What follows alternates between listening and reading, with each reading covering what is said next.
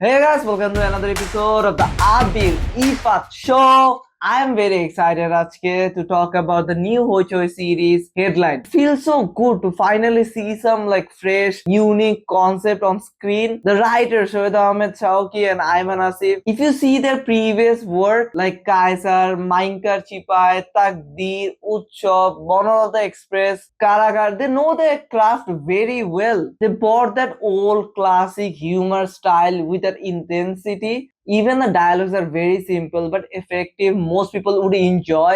শুধু স্যুট পরলে তো আর হয় না, অন্তত একজনের চেহারা দেখে তো মনে হতে হবে যে কেউ ওই বিয়েটা খাওয়ার যোগ্য। আপনাদের দুজনের একজনের চেহারা দেখলেও সেটা যোগ্য মনে হয় না। ইমোশনাল সিনগুলোতে they didn't go overboard. Normal human যেভাবে রিয়্যাক্ট করবে to certain situation to certain emotion ওই একটা লেভেল পর্যন্ত রাখছে। It's a story that was set up in like Dhaka 2006 সালের আশেপাশে। দুজন জার্নালিস্ট, একজন মোর এক্সপিরিয়েন্স আর একজন kind of new to the field. They team up to uncover something, but something went wrong and রাতারাতি হেডলাইন চেঞ্জ হয়ে যায়। এন্ড কিভাবে কি হলো, কিভাবে হেডলাইনটা চেঞ্জ হয়ে গেল, কিভাবে পেপারটা চেঞ্জ হয়ে গেল, কিভাবে মানুষের কাছে সঠিক নিউজ পৌঁছানো যায়। The struggle, fight with the seniors, police, politician, everyone is trying to protect something. So you know it's worth fighting for.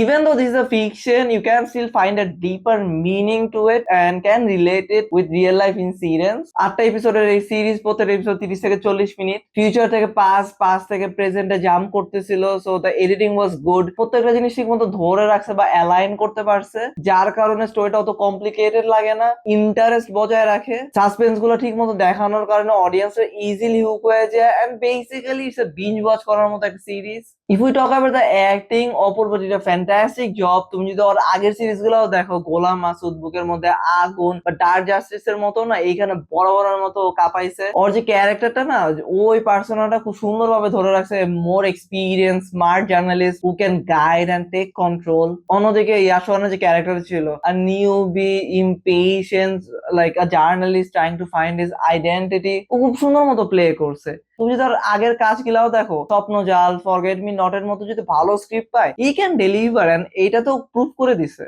The female characters আফসানারা, বিন্দু and সারিকা সাবরিন, ওদের পার্ট খুবই কম ছিল, ইউটিলাইজ ঠিক মতো হয় না। I feel like they should get more screen time. চিত্রের মধ্যে I really like Abanti because I feel like ওর dialogue delivery was so on point.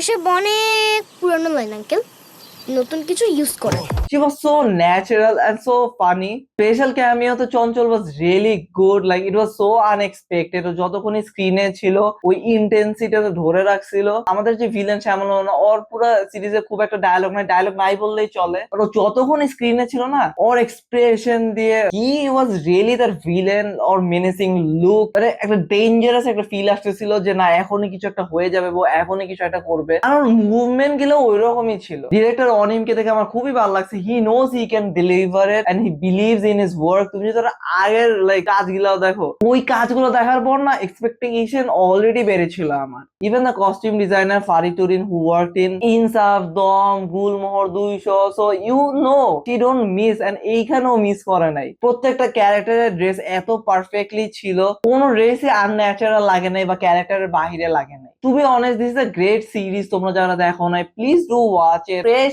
Unique concept নিয়ে বানানো, you will guys love it. আর যেভাবে এই সিরিজটাকে এন্ড করছে, definitely there gonna be some more seasons to it because story expand করার মতো ওরা অনেক কিছুই রেখে দিছে। This is the end of the video. I hope you guys liked it. পছন্দ হয়ে থাকলে please do like, share and comment. By.